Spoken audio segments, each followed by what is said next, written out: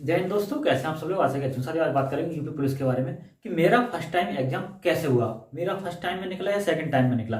तो साथियों, मेरा सेकंड टाइम में यूपी पुलिस का एग्जाम निकला।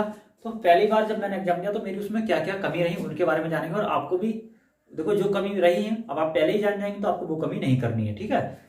तो जैसा साथियों 2017 में हमारा इंटर हुआ था। 2017 में जैसे इंटर हुआ तो इंटर के बाद आपने देखा होगा 18 में आपकी पुलिस की वैकेंसी आ गई थी।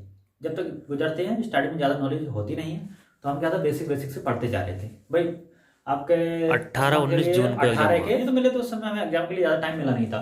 तो हमने उस समय क्या करते पढ़ रहे थे, लूसेंट पढ़ रहे थे, एस डी यादव पढ़ रहे थे, ये वो सब चीज़ें पढ़ रहे थे, ठीक है। आपका लूसेंट हिंदी वगैरह ये हम पढ़ते चले जा रहे थे। लेकिन हम ना तो हमने कोई उस समय टेस्ट सीरीज लगाई ना कुछ लगाई। भाई गए जाके एग्जाम दे दी। 150 क्वेश्चन का आपका एग्जाम था। हमारे 102 क्वेश्चन उसमें ठीक हो गए।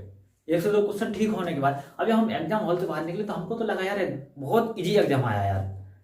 मतलब हमारे इतना पढ़ने के बाद बहुत इजी एग्जाम आया है और हमको लगा कि यार हो जाएगा, ठीक है। इतना इजी था तो हमें लगा यार हो जाएगा, तो हम तो खुश थे। ठीक है, घर आके चेक कर रहे हैं। उसके बाद देखा तो 102 ठीक थे। तब भाई और को पता लगा किसी के 120 हैं, किसी के 110 हैं। तब हमको नहीं हुआ ज़्यादा। जब एग्जाम रिजल्ट आया तो नहीं हुआ, क्योंकि उसकी सेकंड शिफ्ट कैंसिल हो गई थी। जो हमारी वाली शिफ्ट थी वो कैंसिल भी हो गई थी, क्योंकि सेकंड शिफ्ट में एग्जाम था। सेकंड में शिफ्ट में एग्जाम था।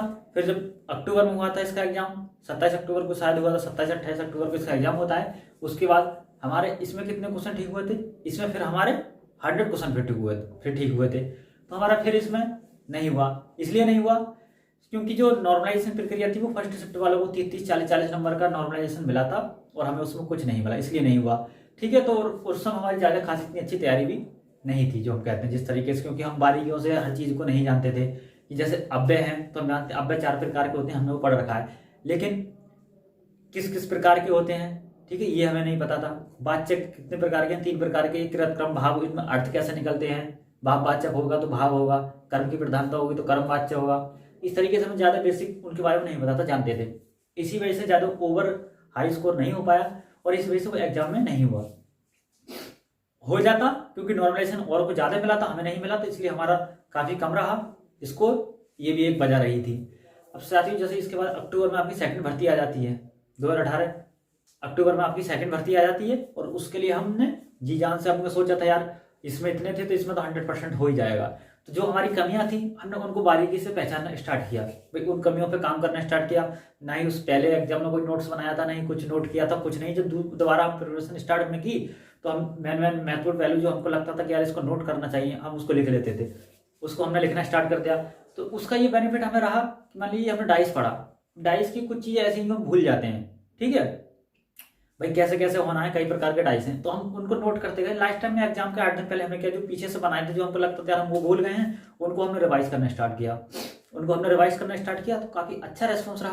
भाई टेस्ट सीरीज हम लगाते तो उस समय हमारे टेस्ट सीरीज में 210 220 इतना स्कोर आता था। कभी कब आ गया 240 है, इतना आता था। क्योंकि उस समय मैं एग्जाम पर की टेस्ट सीरीज लगाता था और ग्रेड अप वगैरह की टेस्ट सीरीज में उस समय लगाता था। बाकी टेस्ट बुक वगैरह सब थी, मिक्सर कभी किसी का मन हुआ। लेकिन जो मैंने सब्सक्रिप्शन लिया था वो ग्रेड अप वगैरह का लिया था और एग्जाम वगैरह का उस समय सब्सक्रिप्शन लिया था। उसके बाद लगाता चला गया। एग्जाम आया भाई, एग्जाम होता है, एग्जाम था और वो एग्जाम हम दे दिए, कोई दिक्कत उसमें नहीं हुई। एग्जाम देने के बाद जैसे ही हमको लगा यार, एक हमारा दोस्त था, हमने उससे पूछा यार कितने हो गए, तो बताया हम तो 135 अटेम्प्ट करे आए यार। 135 हम अटेम्प्ट करे आए। हमने कहा यार बहुत करे आए, हमारे तो 114 अटेम्प्ट हुए हैं। हमने कहा यार हमारे तो 114 हुए। तो हमको उस टाइम लगा कि यार हमारा नहीं होने का है, क्योंकि यार एक हमारे साथ का हमारे दोस्त 135 अटेम्प्ट कर आता है और हम 114 कर रहे हैं, तो यार हमारा तो नहीं होने का है ना।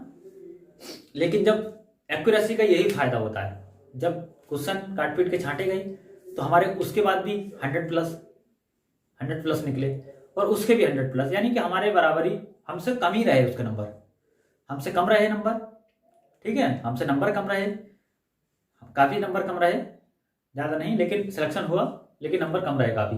तो हमें उसके बाद रियलाइज हुआ कि ज़्यादा अटैम्प्ट उठाना अच्छा नहीं है, क्योंकि अटैम्प्ट उठाने के चक्कर में काफ़ी नुकसान हो जाता है। एक तो क्वेश्चन भी अटैम्प्ट नहीं कर पाते, करते हैं तो गलत कर लेते हैं, तो उसका बेनिफिट इधर निकालिए। तो ये काफ़ी चीज़ें हैं, इनको करना चाहिए। अब उसके बाद हुआ जब रिजल्ट आता है तो रिजल्ट भाई आ गया और हो गया, ठीक है। रिजल्ट हो गया, जब फाइनल में नंबर आए तो हमारे नंबर ज़्यादा थे, तो हमें उसके बाद रियलाइज होगा कि इन कमियों को नहीं करना चाहिए, टाइम हमें बेकार नहीं करना चाहिए, काम अटेम्प्ट करिए, एक्यूरेसी अच्छा लीजिए, आपका बेहतर होगा, कोई दिक्कत उसके साथ नहीं रही। तो इस तरह परिस्थितियों से आप गुजरते जाइए, क्योंकि जब आप एग्जाम दे रहे हैं, चाहे आप किसी भी चीज़ का दे रहे हैं, मेरा साथ ये ऐसे हुआ था मेरे साथ। तो इससे पहले तो जो था यूपी पुलिस का रिजल्ट जब आया था, इससे पहले एसएससी जीडी का रिजल्ट आया था, क्योंकि यूपी पुलिस का और एसएससी जीडी का एग्जाम कंपेयर में 1 महीने का अंडर हुआ था। तो पहले एसएससी जीडी का हुआ था, पहले एसएससी जीडी का एग्जाम हुआ था, फिर यूपी पुलिस का हुआ था, शायद ध्यान नहीं रहा। लेकिन एसएससी जीडी में हो गया, मेरे 89.5 नंबर थे उसमें, एसएससी जीडी में उसमें हो गया, लेकिन किसी कारण बस नहीं गए, उसको छोड़ा। फिर इसमें हो गया, तुरंत इसका रिजल्ट आ गया। तो इस तरीके से जर्नी रही। अब बाकी आगे आप जानते हैं कैसे आप फर्स्ट टाइम जब तैयारी कर रहे हैं तो आपको किस इंप्रेशन में चलना है। बाकी मैंने अपनी पूरी जानकारी आपको बता दी है, किस तरीके से गुजरे, किन किन कमियों को आपको पहचानना है, ये कमियां महत्वपूर्ण है और इनको पहचान के बहुत जल्दी चलना है। तो साथियों, आई होप कि आपको जानकारी आई हो, पसंद आई हो, और हम ऐसी नई जानकारी आपको लेकर हाजिर होंगे नेक्स्ट वीडियो में। इसी के साथ वीडियो समाप्त करते हैं। Thanks for watching.